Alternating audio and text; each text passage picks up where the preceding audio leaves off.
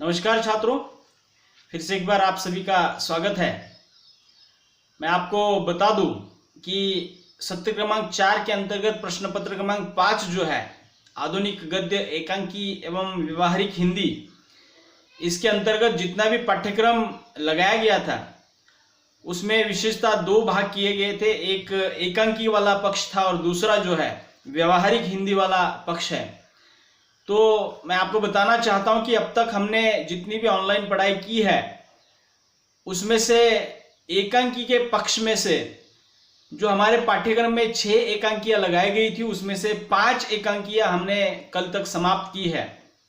आज हम जो अंतिम एकांकी है शंकर पुनतांबेकर द्वारा लिखी गई बचाओ मुझे डॉक्टरों से बचाओ, अर्थात ये एकांकी अंतिम एकांकी हम आज से शुरू करने जा रहे हैं। लेकिन मैं आपको बताना चाहता हूं कि इसके पहले जो भी एकांकियां हमने देखी है उन एकांकियों के ऊपर आपको प्रश्न पूछे जाएंगे और ये परीक्षा आपकी शायद ऑनलाइन हो सकती है। विशेषतः इन एकांकियों के संदर्भ में मैं आपको बताना चाहता हूं कि आपकी परीक्षा ऑनलाइन अगर होती है तो वो बहुविकल्पी प्रकार की होगी। जो आपने तीसरे सत्र की जिस प्रकार की परीक्षा दी है लगभग उसी धरातल पर या उसी पैटर्न पर यह परीक्षा संपन्न होगी। तो इन एकांकियों में जो भी प्रश्न पूछे जाएंगे उस दृष्टिकोण से मैं बताना चाहता हूं कि इस एकांकियां मतलब 6 एकांकियां है, हमारी 5 हो गई है और ये जो अंतिम एकांकी है वो समाप्त होने के बाद लगभग हमारा पूरा पाठ्यक्रम जो है समाप्त हो जाएगा। उसके बाद थोड़ी व्यवहारिक हिंदी की बातें जो है हम देखेंगे और उसके साथ ये पूरा सत्र क्रमांक 4 का जो पाठ्यक्रम है वो संपन्न होगा। लेकिन मैं आपको बताना चाहता हूं कि परीक्षा की तैयारी की दृष्टि से आपको ये एकांकियां खुद पढ़नी है, सुननी है। मैंने जितनी भी आपको ऑनलाइन लेक्चर के दौरान आपको एकांकियां बताई है, उसको समझाया है, उसको तो समझना ही है। साथ ही साथ इन एकांकियों के पात्रों के नाम भी थोड़ा सा याद रखिए, क्योंकि परीक्षा में बहुत सारे पात्रों के नाम पूछे जाएंगे लेकिन आपकी गलती वहां पे होगी कि कौन सा पात्र किस एकांकी का है ये आपको समझ में नहीं आएगा। इसलिए पाठ्यक्रम में लगाई गई सभी एकांकियां हमारे लाइब्रेरी में किताब उपलब्ध है, वहां से वो किताब जो है साहित्य समा नामक जो किताब है उसको ले लीजिएगा और एक बार अपनी ओर से उसको पढ़ लीजिएगा और अपनी नोटबुक पर पढ़ते समय संबंधित एकांकी का नाम लिखना है, लेखक का नाम लिखना है और उस एकांकी के पात्रों का परिचय भी वहां पे लिखना है। मैंने कोशिश की है लेक्चर के दौरान इनका परिचय विस्तार से देने की, लेकिन आपको याद रखने के लिए एक बार उसको देखना जरूरी है, क्योंकि परीक्षा में प्रश्न लगभग उसी प्रकार के पूछे जाएंगे। कहा जाएगा कि मान लीजिएगा कि ये मदन मोहन डैश डैश एकांकी का पात्र है, अर्थात मदन मोहन ये जो पात्र है डैश डैश एकांकी का पात्र है, दुर्गा डैश डैश की पत्नी है। ऐसे भी प्रश्न आपको पूछे जाएंगे तो वहां पे दिक्कत आ सकती है। तो उस दृष्टिकोण से परीक्षा की तैयारी कीजिएगा। और कुछ इस प्रकार के भी प्रश्न पूछे जाएंगे कि एकांकी का नाम दिया जाएगा। उदाहरण के तौर पर कहा जाएगा कि अखबारी विज्ञापन डैश डैश विषय पर आधारित एकांकी है। अभी अखबारी विज्ञापन डैश डैश विषय पर आधारित एकांकी है, या फिर बहू की विदा डैश डैश विषय पर आधारित एकांकी है। तो ऐसे प्रश्न आपको पूछे जा सकते हैं, तो उस समय आपको दिक्कत आ सकती है। तो इसलिए अपनी ओर से इन एकांकियों को पढ़ना मत भूलिए। मैंने जितने भी ऑनलाइन लेक्चर दिए हैं उनको भी सुना तो भी चलेगा और उसके आधार पर भी आप परीक्षा दे सकते हैं, लेकिन आपको लेक्चर सुनने जरूरी है और किताब लेकर पढ़ना भी जरूरी है। तो इस तरह से मुझे जो परीक्षा की दृष्टि से जो उचित लगा वो मैंने आपको बता दिया है।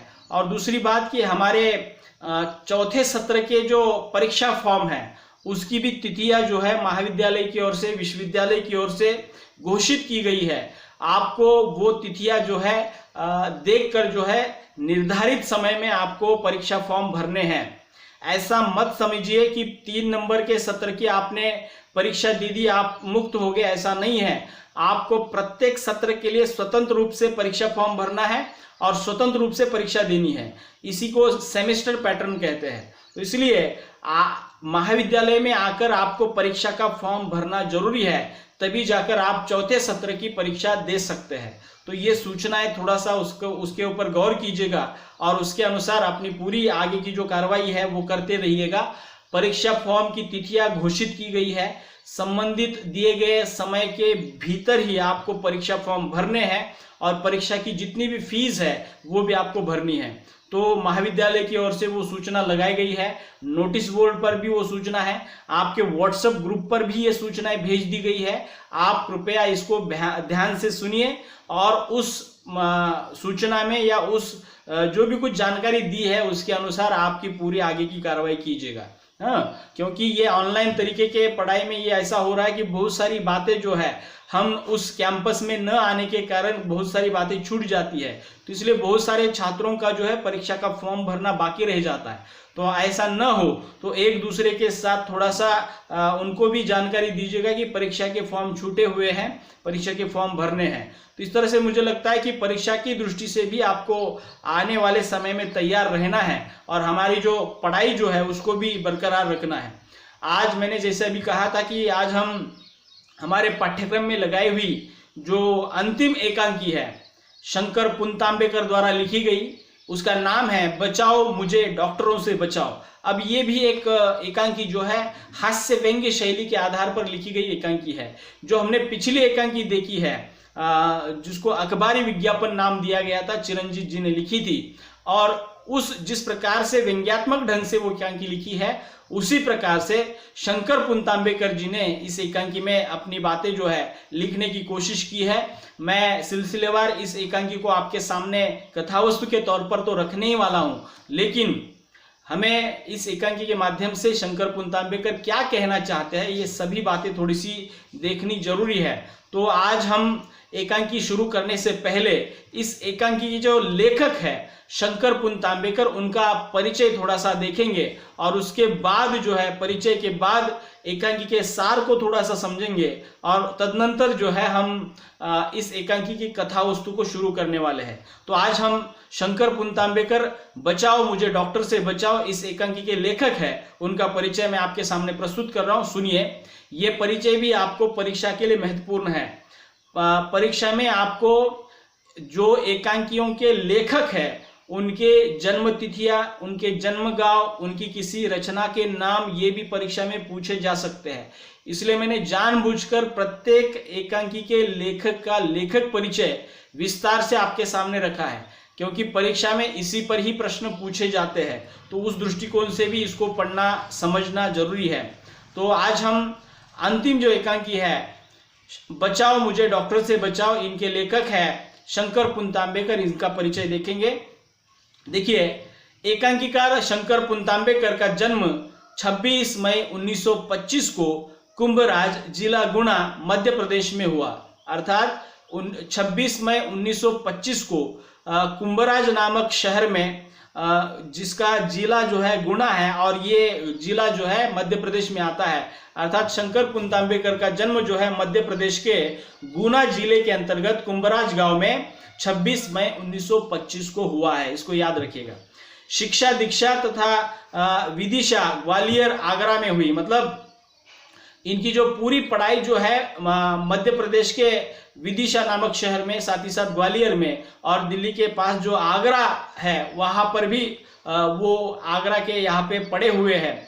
इन्होंने जो पढ़ाई की है वो अपनी जो स्नातकोत्तर पढ़ाई है, एमए की पढ़ाई जो है हिंदी के माध्यम से की है। साथ ही साथ उन्होंने डबल पोस्ट ग्रेजुएशन किया है, अर्थात 2 एमए किए हैं। एक एमए उन्होंने हिंदी में किया, दूसरा इतिहास में किया, और साथ ही साथ उन्होंने पीएचडी भी की है, और वो पीएचडी जो है हिंदी के माध्यम से उन्होंने की है।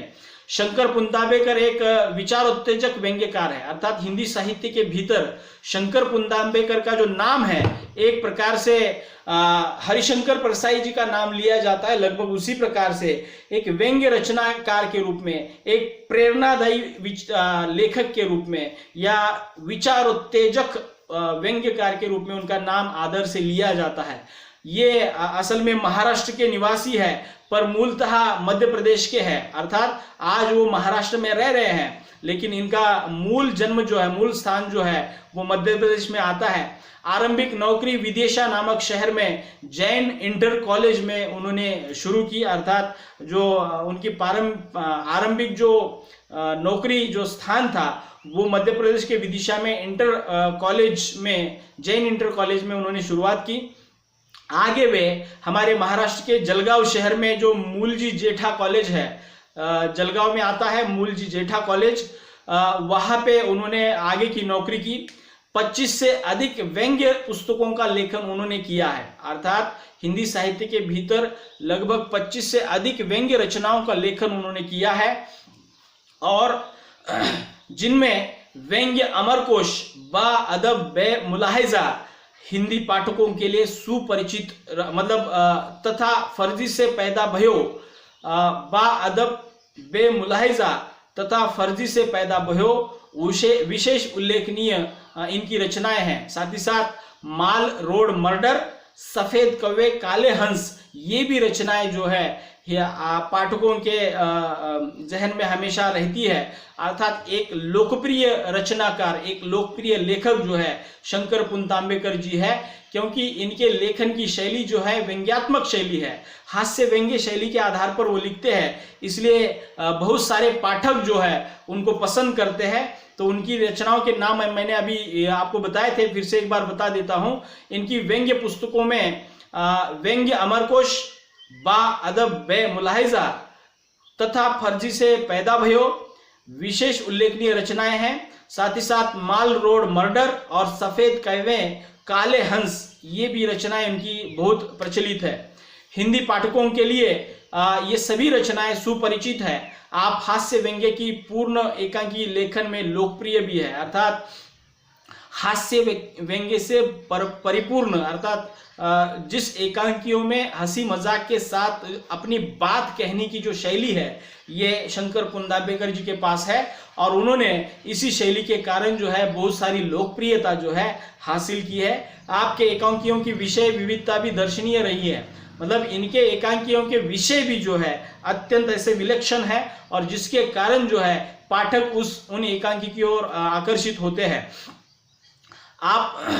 आपके एकांकी हास्य व्यंग्य पूर्ण होने के साथ साथ साहित्यिक भी रही है, मतलब आपने जितनी भी एकांकियां, शंकर पुनतांबेकर जी ने जितनी भी एकांकियां लिखी है वो हास्य व्यंग्य के साथ साथ साहित्यिक भी रही है, मतलब उन्होंने कहीं पर भी ऐसा हास्य व्यंग्य को ही प्रधानता दी है ऐसा नहीं है, उसमें साहित्यिक जो भी कुछ कौशल है उसको भी उन्होंने लिखने की कोशिश की है।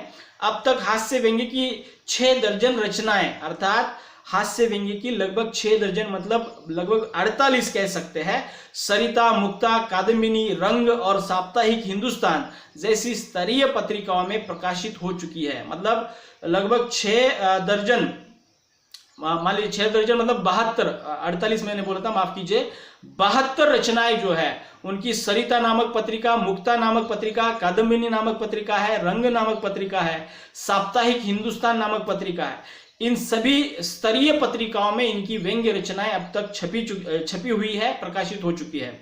अभिनेता आपके एकांकियों की विशेषता है, अर्थात इन्होंने जो एकांकियां लिखी है इनको आसानी के साथ रंगमंच पर प्रस्तुत किया जा सकता है, उस पर अभिनय किया जा सकता है। यह ऐसी एकांकी है जिनका आपने शिष्ट हास्य एवं संयत व्यंग्य के कारण स्तरीय सांस्कृतिक कार्यक्रमों में भी सहज ही समावेश किया जा सकता है। मतलब आपके द्वारा लिखी गई ऐसी एकांकियां है जो स्तरीय है, साथ ही साथ शिष्ट हास्य के रूप में, मतलब किसी भी औपचारिक मंच पर इसको प्रस्तुत किया जा सकता है, इतनी अच्छी एकांकी आपने लिखी है। स्कूल कॉलेज के रंगमंचों के लिए एकांकी निश्चित रूप से बड़े उपयोगी सिद्ध होंगी। मतलब आपने जो एकांकियां लिखी है, शंकर पुनतांबेकर जी ने एकांकियां जो लिखी है, वो स्कूल कॉलेज में जो एकांकीय स्पर्धा होती है, रंगमंच की जो स्पर्धाएं होती है, इसके लिए निश्चित ही ये मंचन की विधा से या मंचन की दृष्टि से बहुत महत्वपूर्ण है।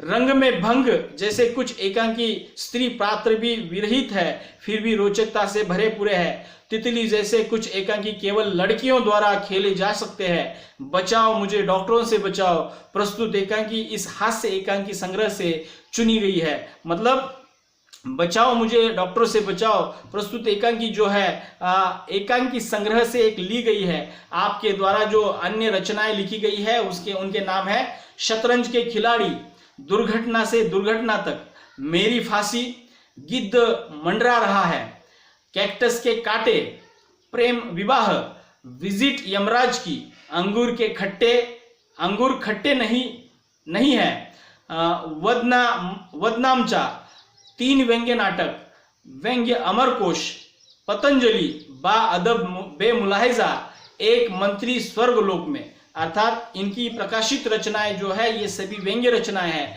इनको फिर से एक बार दोहराता हूं। शतरंज के खिलाड़ी, दुर्घटना से दुर्घटना तक, मेरी फांसी, गिद्ध मंडरा रहा है, कैक्टस के कांटे, प्रेम विवाह, विजिट यमराज की, अंगूर खट्टे नहीं है, बदनामचा, 3 व्यंग्य नाटक, व्यंग्य अमरकोश, पतंजलि, बा अदब बे मुलाहिजा, एक मंत्री स्वर्गलोक में। इस प्रकार की ये व्यंग्य रचनाएं हैं। ऐसे महान रचनाकार के लिए साहित्य जगत में बहुत सारे पुरस्कार भी मिले हैं। इनमें से प्रमुख पुरस्कार है व्यंग्य के चकलस, वो 1994 में उनको ये प्राप्त हुआ। साथ ही साथ 2002 में व्यंग्यश्री नामक पुरस्कार उनको प्राप्त हुआ और इसके साथ साथ अक्षर साहित्य सम्मान भी इन्हें प्राप्त हुआ है। ऐसे महान रचनाकार की रचना जो है हमारे पाठ्यक्रम में बचाओ मुझे डॉक्टर से बचाओ ये एकांकी हम पढ़ने वाले हैं। ऐसे महान रचनाकार की मृत्यु 31 अप्रैल 2016 को हुई है। अर्थात ये शंकर पुनतांबेकर जी का परिचय मैंने आपके सामने प्रस्तुत किया है और इनके द्वारा लिखी गई रचनाओं के नाम भी मैंने आपको बता दिए हैं। इनके जन्म स्थान का नाम बता दिया है, जन्म तिथि बता दी है, मृत्यु की तिथि बता दी है और साथ ही साथ इनको जो मिले पुरस्कार है उसकी भी चर्चा मैंने की है। ये सभी परिचय जो है आपको परीक्षा की दृष्टि से महत्वपूर्ण है, उसको सुनना मत भूलिए, क्योंकि इसके भीतर जो भी कुछ महत्वपूर्ण बातें आई है हो सके तो सुनते समय इसको अपने नोटबुक पर लिखने की कोशिश कीजिएगा ताकि परीक्षा के समय आपको उसको पढ़ने में सहायता मिलेगी। तो इस तरह से ये हमारे पाठ्यक्रम में लगाई गई अंतिम 6वीं जो एकांकी है बचाओ मुझे डॉक्टर से बचाओ, इसके लेखक शंकर पुनतांबेकर, इनका लेखक परिचय हमने अभी देखा है। अगले लेक्चर में इस एकांकी का सार मैं सबसे पहले आपको बताऊंगा और उसके बाद हम इस एकांकी की कथा वस्तु जो है एक एक करके आगे हम देखेंगे। तब तक के लिए रुकते हैं। धन्यवाद।